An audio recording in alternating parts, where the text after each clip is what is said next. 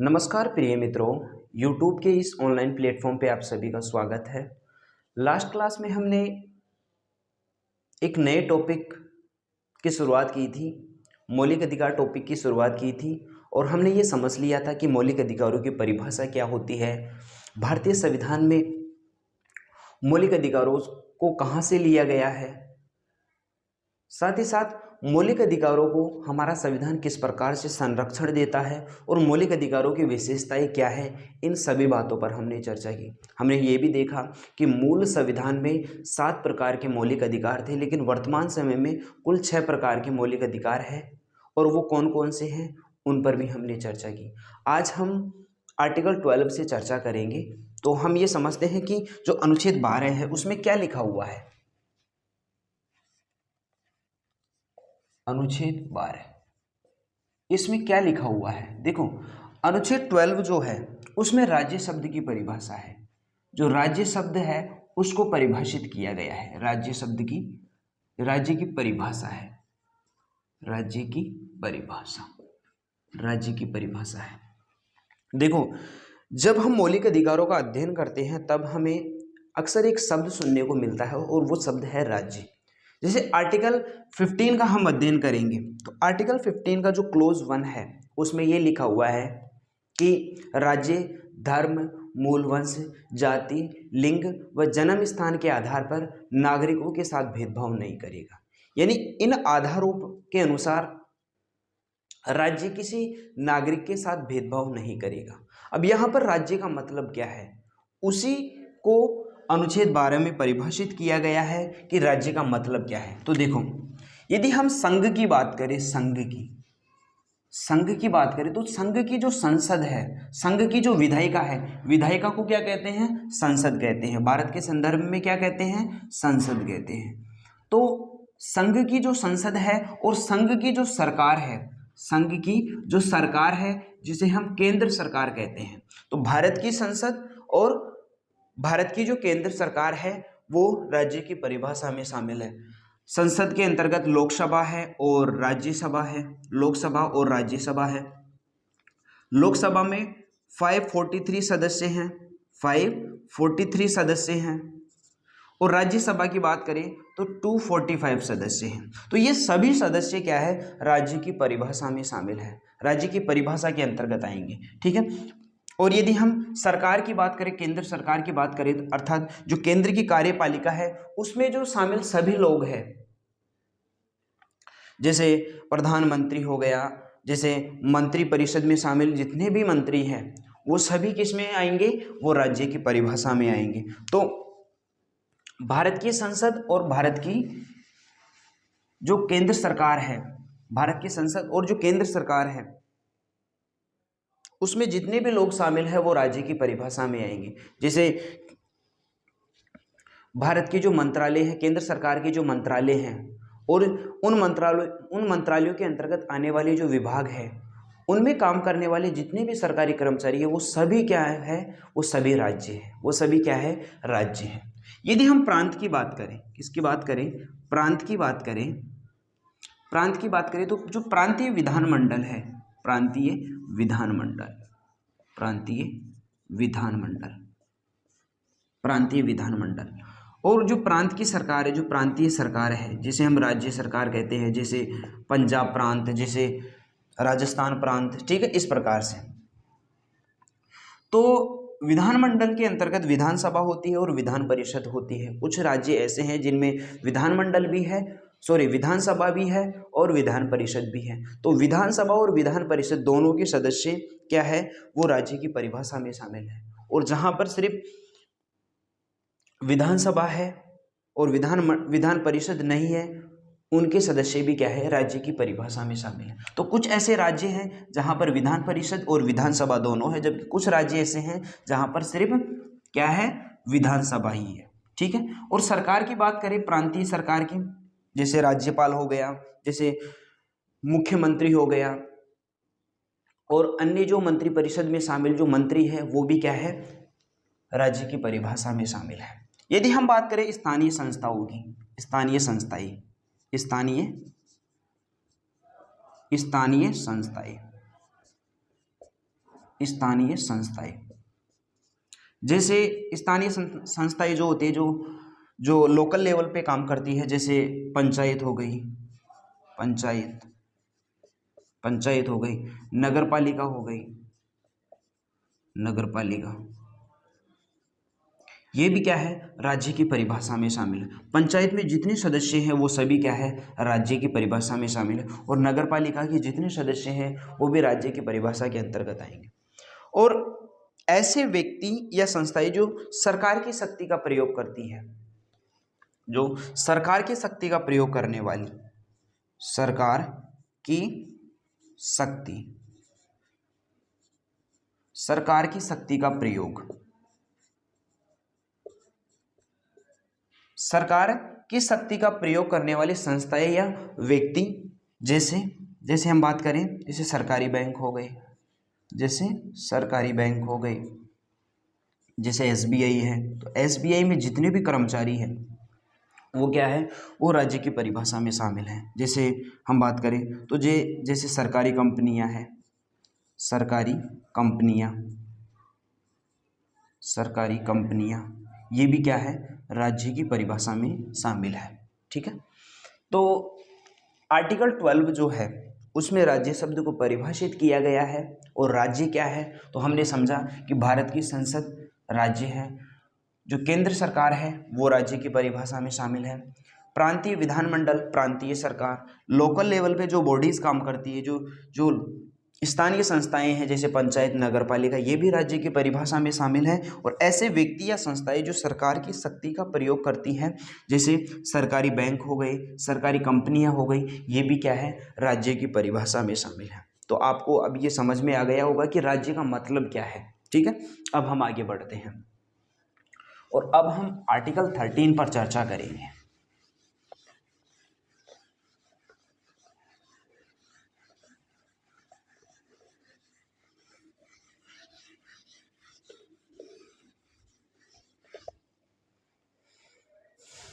Article 13 क्या है, देखो,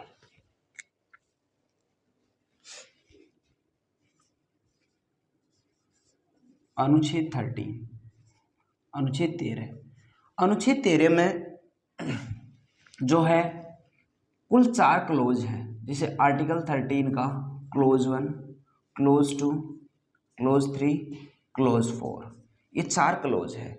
सबसे पहले हम बात करेंगे आर्टिकल 13 का जो क्लोज 1 है उस पे। आर्टिकल 13 का क्लोज 1 क्या कहता है? आर्टिकल 13 का क्लोज 1 ये कहता है कि संविधान लागू होने से पूर्व, संविधान लागू होने से पूर्व, लागू होने से पूर्व, अब हमारा संविधान कब लागू हुआ? हमारा संविधान लागू हुआ 26 जनवरी 1950 को हमारा संविधान क्या हुआ? लागू हुआ। तो 26 जनवरी 1950 से पूर्व कि यदि कोई विधि है, यदि कोई विधि है, विधि का मतलब कोई कानून है, 26 जनवरी 1950 से पूर्व का यदि कोई कानून है और वो विधि क्या करती है, वो विधि मौलिक अधिकार, फंडामेंटल राइट का, एफआर का क्या करती है? उल्लंघन करती है। एफआर का उल्लंघन करती है। क्या करती है? उल्लंघन करती है। और जिस सीमा तक उल्लंघन करेगी उस सीमा तक वह विधि क्या मानी जाएगी? शून्य मानी जाएगी। यानी उल्लंघन की सीमा तक, उल्लंघन की सीमा तक, उल्लंघन की सीमा तक, उल्लंघन की सीमा तक शून्य, उल्लंघन की सीमा तक शून्य मानी जाएगी। आर्टिकल 13 का क्लोज 1 में लिखा हुआ है कि संविधान लागू होने से पूर्व की यदि कोई विधि है और वह विधि मौलिक अधिकारों का उल्लंघन करती है और जिस सीमा तक उल्लंघन करेगी उस उल्लंघन की सीमा तक वह विधि शून्य मानी जाएगी। ऐसा आर्टिकल 13 के क्लोज 1 में लिखा हुआ है। अब किस प्रकार से शून्य मानी जाएगी इसको हम एक एग्जाम्पल से समझते हैं। देखो, इसको मिटा देते हैं। अब देखो,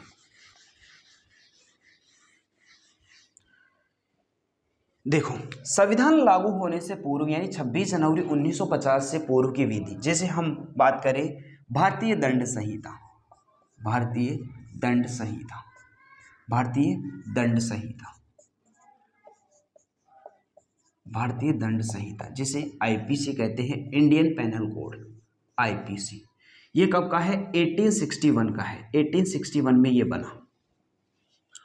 और 1861 में किसके द्वारा बनाया गया? तो ये ब्रिटिश गवर्नमेंट के द्वारा बनाया गया। भारत में अंग्रेजों का शासन हुआ करता था। अब अंग्रेज जो थे वो साम्राज्यवादी नीति के तहत शासन करते थे, शोषणकारी नीति के तहत शासन करते थे। तो वह अपने प्रत्येक कानून में कुछ ना कुछ ऐसे प्रावधान जरूर शामिल करते थे जो मौलिक अधिकारों के विरुद्ध हो, जो क्या हो? मौलिक अधिकारों के विरुद्ध हो। जैसे आईपीसी जो है, जो कानून है, उसका 5% हिस्सा ऐसा है जो मौलिक अधिकार अर्थात एफआर का क्या करता है? एफआर के विरुद्ध है, एफआर के विरुद्ध है, एफआर के विरुद्ध है। तो आर्टिकल 13 का जो क्लोज 1 है वो यही कह रहा है कि संविधान लागू होने से पूर्व की यदि कोई विधि मौलिक अधिकारों का उल्लंघन करती है तो उल्लंघन की सीमा तक, उल्लंघन की सीमा का मतलब हो गया कि 5% जो हिस्सा मौलिक अधिकारों का उल्लंघन कर रहा है, मौलिक अधिकारों के विरुद्ध है, वह हिस्सा यानी अर्थात जो 5% हिस्सा है वह शून्य माना जाएगा। वह क्या माना जाएगा? शून्य माना जाएगा। ठीक है, ऐसा कौन कह रही है? ऐसा आर्टिकल 13 का जो क्लोज 1 है वो कह रहा है। अब देखो, इसको थोड़ा सा और समझ लेते हैं। देखो, जैसे आप सभी को पता होगा कि जो कानून होता है उसमें धाराएं होती हैं। हमने चर्चा की थी कि अनुच्छेद और धारा में क्या अंतर है, फर्स्ट क्लास में हमने चर्चा की थी। तो कोई कानून है और उसमें विभिन्न प्रकार की धाराएं हैं, जैसे जो कब का है? 26 जनवरी 1950 से पूर्व बना। ठीक है, जैसे कोई कानून है और उसमें है धारा ए, धारा बी, धारा सी, धारा डी। ये मान लेते हैं हम कि किसी कानून में धाराएं हैं, ए बी सी डी आगे जो भी है। ठीक है, अब फॉर एग्जाम्पल ये जो धारा है, ये धारा ये कहती है, अर्थात ये घूमने फिरने की स्वतंत्रता पर प्रतिबंध लगाती है। हम ये सब मान लेते हैं कि ये जो धारा है, कौन सी धारा? धारा ए, ये घूमने फिरने की स्वतंत्रता पर, घूमने फिरने की स्वतंत्रता पर, घूमने फिरने की स्वतंत्रता पर क्या करती है? प्रतिबंध लगाती है। घूमने फिरने की स्वतंत्रता की मनाही, ऐसा लिख लेते हैं, मनाही। और जैसे ये कोई धारा है वो किससे संबंधित है? वो हम मान लेते हैं कि ये संपत्ति के अधिग्रहण अर्थात भूमि अधिग्रहण से संबंधित है, भूमि अधिग्रहण से संबंधित है, भूमि अधिग्रहण से संबंधित है, भूमि अधिग्रहण से संबंधित।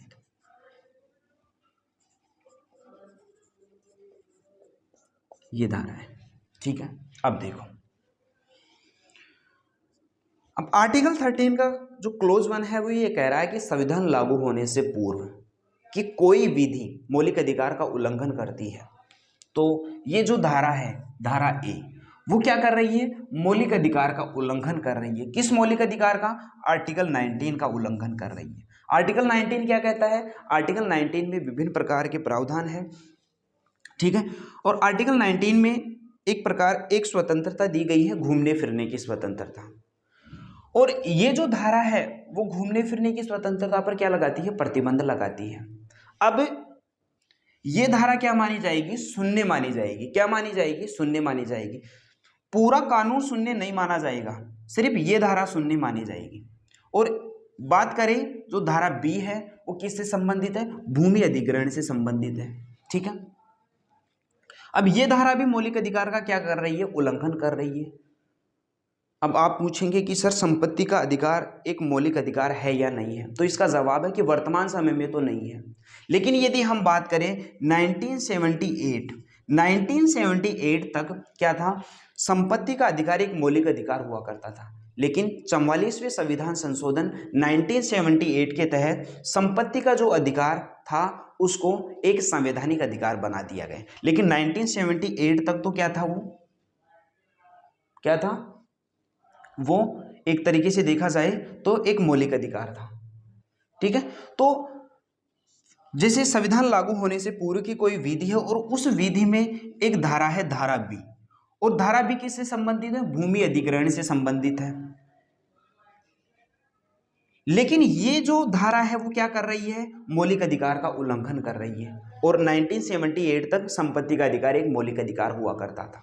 तो इस वजह से ये जो दोनों धाराएं हैं, ये धाराएं क्या होगी? ये शून्य मानी जाएगी। ये धाराएं सी और डी मौलिक अधिकार का उल्लंघन नहीं कर रही है, इसलिए ये प्रभावी रहेगी, ये शून्य नहीं मानी जाएगी। तो आर्टिकल 13 का जो क्लोज 1 है वो यही कह रहा है कि संविधान लागू होने से पूर्व की कोई विधि मौलिक अधिकार का उल्लंघन करती है और जिस सीमा तक वो उल्लंघन करेगी उस सीमा तक वो शून्य मानी जाएगी। तो सिर्फ ये धाराएं, सिर्फ धारा ए और धारा बी, ये दोनों क्या कर रही है? मौलिक अधिकार का उल्लंघन कर रही है। तो ये दोनों धाराएं क्या मानी जाएगी? शून्य मानी जाएगी। ये धाराएं रद्द नहीं होगी, ये धाराएं समाप्त नहीं होगी, लेकिन अप्रभावी हो जाएगी। क्या हो जाएगी? अप्रभावी हो जाएगी। ये धाराएं कानून में रहेगी लेकिन ये प्रभावी नहीं रहेगी, अप्रभावी रहेगी। तो कानून का सिर्फ इतना हिस्सा क्या होगा? इतना हिस्सा शून्य माना जाएगा। ठीक है, संपूर्ण कानून शून्य नहीं माना जाएगा। अब हो सकता है कि भविष्य में क्या हो? संविधान संशोधन के माध्यम से वह विधि मौलिक अधिकार का विरोध ना करे। जैसे आप सभी को पता होगा कि 1978 में 44वें संविधान संशोधन 1978 के तहत क्या किया गया? संपत्ति का जो अधिकार था उसको मौलिक अधिकार से बाहर कर दिया गया, उसको मौलिक अधिकार की श्रेणी से बाहर कर दिया गया।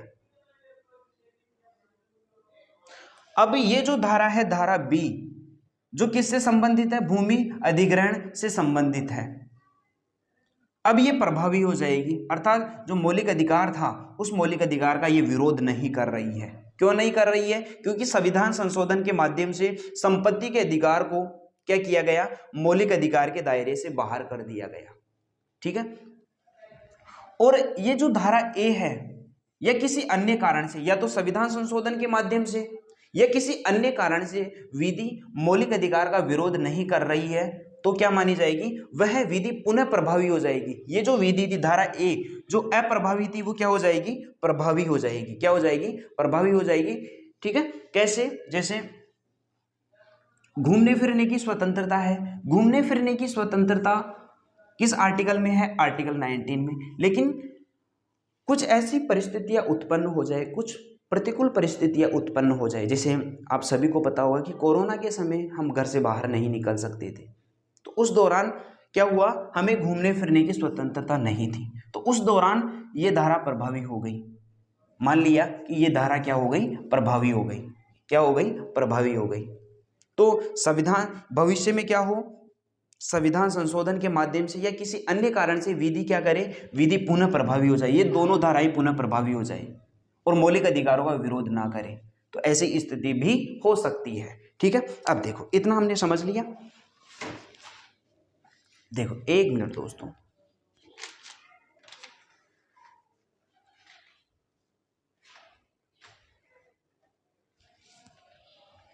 अब देखो आर्टिकल 13 का जो क्लोज 1 है उससे एक सिद्धांत निकल कर आया, आच्छादन का सिद्धांत। आच्छादन का सिद्धांत यही कहता है जो हमने समझ लिया। ठीक है, वो क्या कहता है? देखो आर्टिकल 13 का जो क्लोज 1 है उससे एक सिद्धांत निकल कर आया, आच्छादन का सिद्धांत। आच्छादन का सिद्धांत बहुत इंपॉर्टेंट सिद्धांत है, एग्जाम में अक्सर पूछा जाता है। आच्छादन का सिद्धांत, आच्छादन का सिद्धांत क्या कहता है? आच्छादन का सिद्धांत यही कहता है कि संविधान लागू होने से पूर्व की कोई विधि मौलिक अधिकार का उल्लंघन करती है और जिस सीमा तक वो उल्लंघन करेगी उस सीमा तक मौलिक अधिकार उसको क्या कर लेंगे? आच्छादित कर लेंगे, उसको ढक लेंगे। क्या कर लेंगे? ढक लेंगे। ऐसा कौन कह रहा है? कौन कह रहा है? आच्छादन का सिद्धांत। अभी हमने देखा कि धारा ए और धारा बी, ये दो क्या कर रहे थे? मौलिक अधिकार का उल्लंघन कर रहे थे। धारा ए क्या कहती है? घूमने फिरने की स्वतंत्रता पर प्रतिबंध लगाती है, अर्थात आर्टिकल जो 19 है उसका क्या कर रही है? उल्लंघन कर रही है। तो ऐसी स्थिति में आच्छादन का सिद्धांत ये कहता है कि ये जो फंडामेंटल राइट है, ये फंडामेंटल राइट अर्थात जो अनुच्छेद 19 है वो ये जो धारा है इसको ढक लेगा, इस पर प्रभावी हो जाएगा, इस पर क्या होगा, प्रभावी हो जाएगा, इसको ढक लेगा, ये लागू नहीं रहेगी, ये धारा लागू नहीं रहेगी, ये अप्रभावी हो जाएगी। ऐसा कौन कह रहा है, आच्छादन का सिद्धांत। आच्छादन का सिद्धांत इतना ही है कि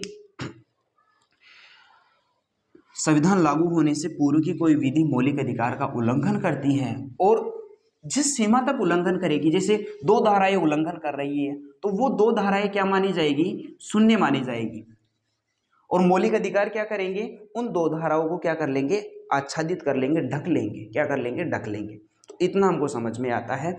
अब हम आगे बढ़ते हैं। तो आर्टिकल 13 का जो क्लोज 1 है वो आपको समझ में आ गया होगा। अब हम आर्टिकल 13 का जो क्लोज 2 है उस पर चर्चा करते हैं। एक मिनट दोस्तों,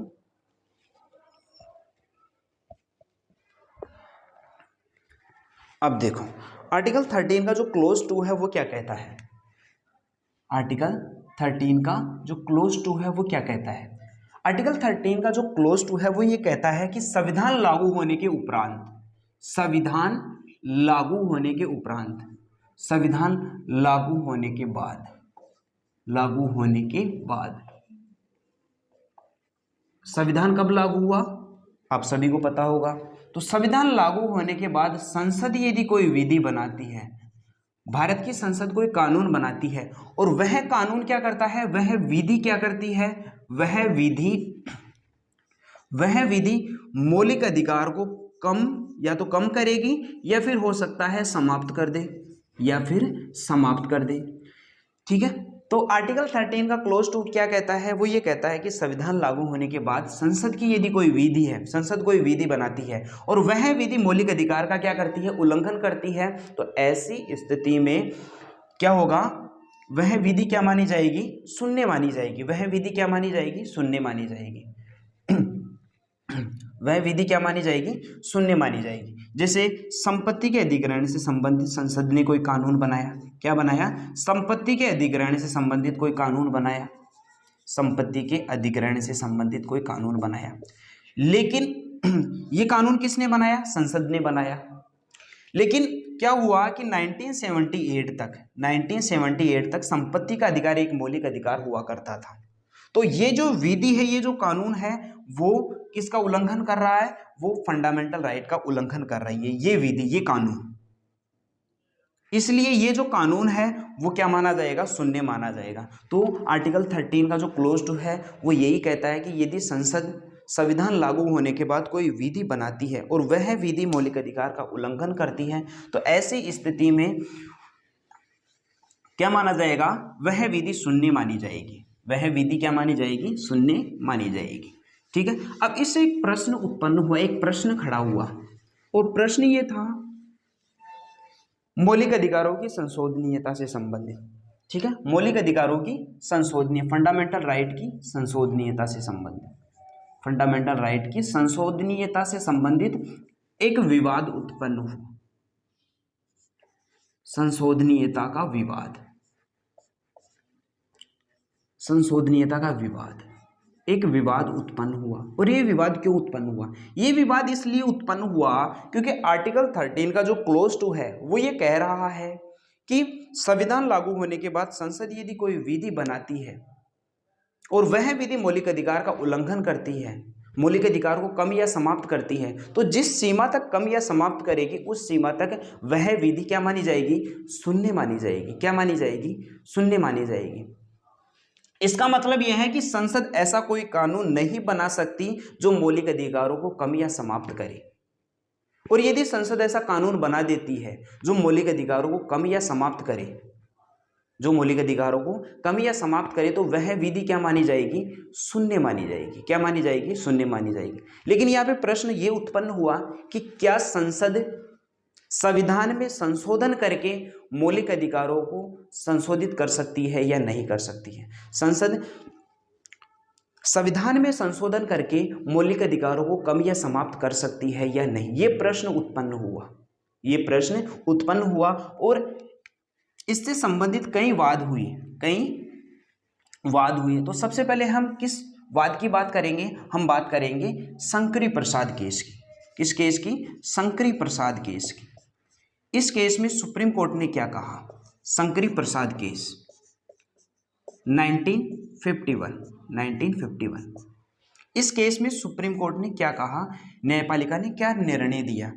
इस केस में न्यायपालिका ने फंडामेंटल राइट अर्थात मौलिक अधिकार को क्या माना? संशोधनीय माना। क्या माना? संशोधनीय माना कि जो हमारी संसद है वो मौलिक अधिकारों में संशोधन कर सकती है। मौलिक अधिकारों में क्या कर सकती है? संशोधन कर सकती है। ठीक है, चलो अब दूसरा जो वाद हुआ उसमें क्या हुआ? एक अन्य वाद हुआ सज्जन सिंह केस। कौन सा case? Sajjan Singh case. Sajjan Singh case 1965। इस केस में न्यायपालिका ने क्या निर्णय दिया? तो इस केस में भी फंडामेंटल राइट को क्या माना? फंडामेंटल राइट को संशोधनीय माना, अर्थात फंडामेंटल राइट में संशोधन कर सकते हैं। क्या कर सकते हैं? संशोधन कर सकते हैं। क्या कर सकते हैं? संशोधन कर सकते हैं। लेकिन हुआ ये कि गोलकनाथ केस गोलकनाथ केस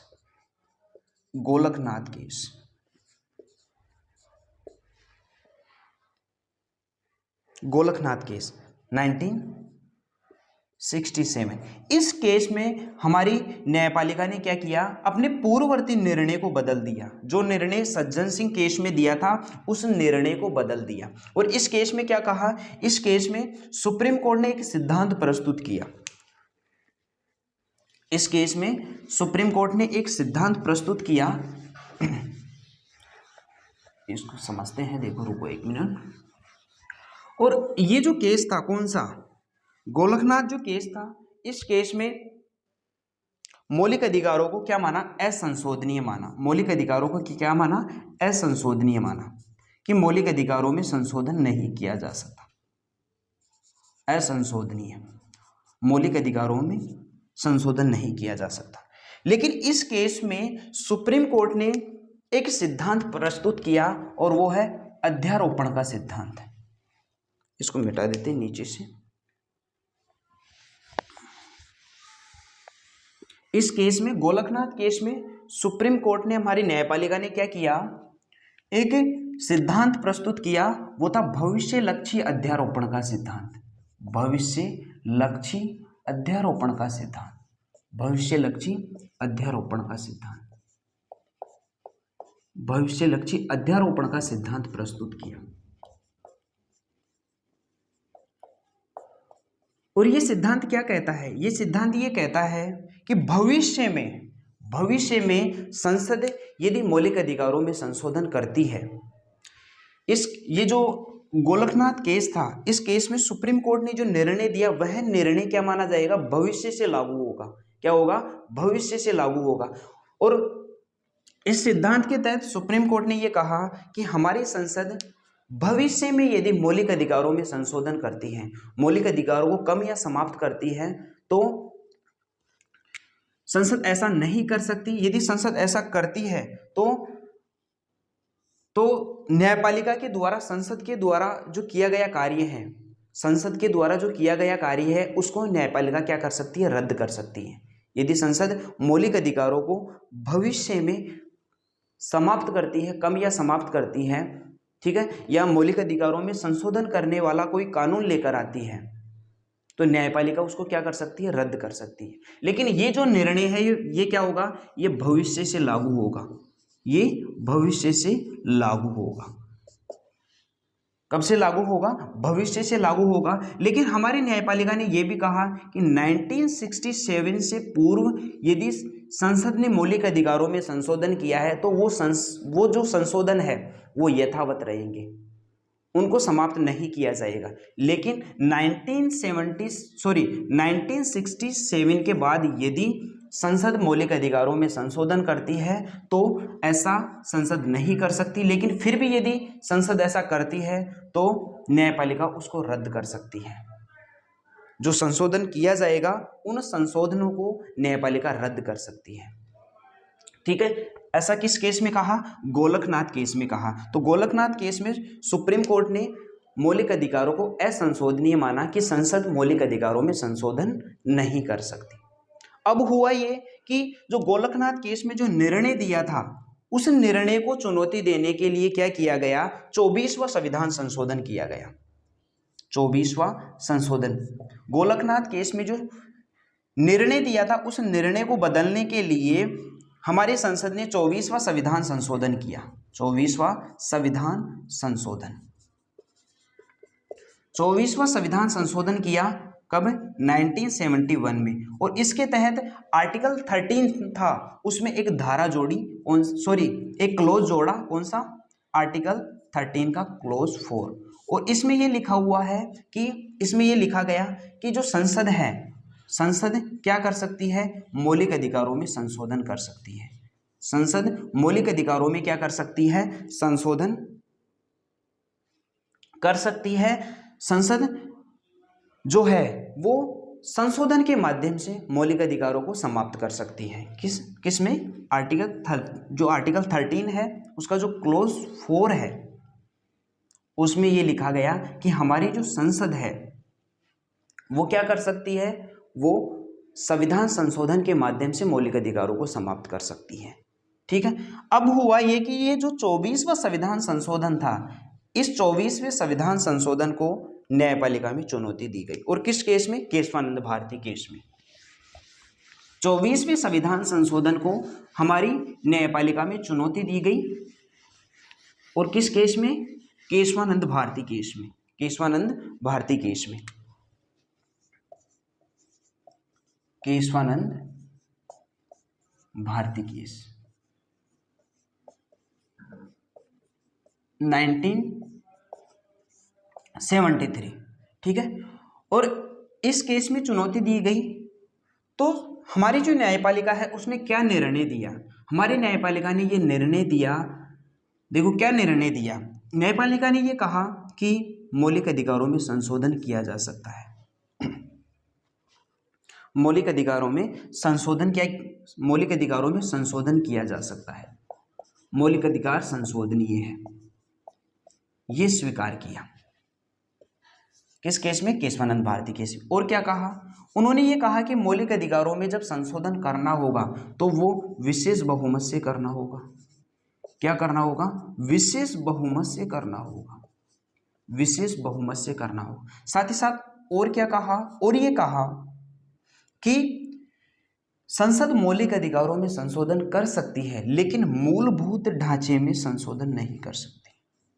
जो मूलभूत ढांचा है उसमें संशोधन नहीं कर सकती, उसमें संशोधन नहीं कर सकती। और वर्तमान समय की बात करें तो यही निर्णय लागू है।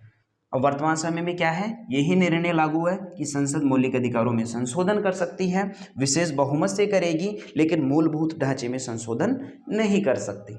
ठीक है, इतना हमको समझ। तो आर्टिकल 13 का जो क्लोज 2 है वो भी हमें समझ में आ गया। आर्टिकल 13 का जो क्लोज 4 है वो भी हमने समझ लिया। किसके साथ, आर्टिकल 13 का जो क्लोज 2 है उसके साथ।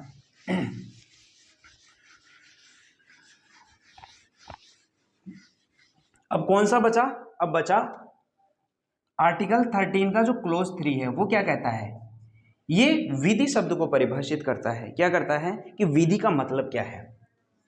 हम बार बार कह रहे हैं कि विधि, तो विधि का मतलब क्या है, तो विधि का मतलब है कि संसद के द्वारा बनाए गए कानून, संसद के कानून, संसद व विधानमंडल के कानून, वीएम के कानून, विधानमंडल के कानून, विधानमंडल के कानून हो गए, राष्ट्रपति का अध्यादेश हो गया, राष्ट्रपति अध्यादेश जारी करते हैं वो भी क्या माना जाएगा, विधि माना जाएगा। और कोई परंपराएं हैं, कुछ परंपराएं हैं, वो परंपराएं भी क्या मानी जाएगी, विधि मानी जाएगी। ठीक है, लेकिन जो परंपराएं हैं वो तर्क संगत होनी चाहिए। ठीक है, तो विधि का मतलब क्या हुआ, संसद के कानून, क्या हुआ, संसद के कानून हो गए, प्रांतीय विधानमंडल के कानून हो गए, राष्ट्रपति के द्वारा जो अध्यादेश जारी किए जाते हैं वो, और जो परंपराएं होती है, लेकिन परंपराएं तर्क संगत होनी चाहिए। ठीक है, तो आर्टिकल 13 का जो क्लोज 3 है वो विधि शब्द को परिभाषित करता है। आर्टिकल 13 का जो क्लोज 4 है अभी हमने समझा किसके साथ, आर्टिकल 13 का जो क्लोज 2 है उसके साथ। और आर्टिकल 13 का जो क्लोज 4 है वो क्या कहता है, वो ये कहता है कि संसद संविधान संशोधन के माध्यम से मौलिक अधिकारों को समाप्त कर सकती है। ऐसा लिखा गया। किसमें? आर्टिकल 13 का जो क्लोज 4 है। तो आज हमने क्या समझा? आज हमने आर्टिकल 12 और आर्टिकल 13 को भली भांति प्रकार से समझ लिया है। तो उम्मीद करता हूँ कि आपको सही ढंग से समझ में आ गया होगा। तो आज की क्लास को हम यहीं पे विराम देते हैं। नमस्कार, जय हिंद।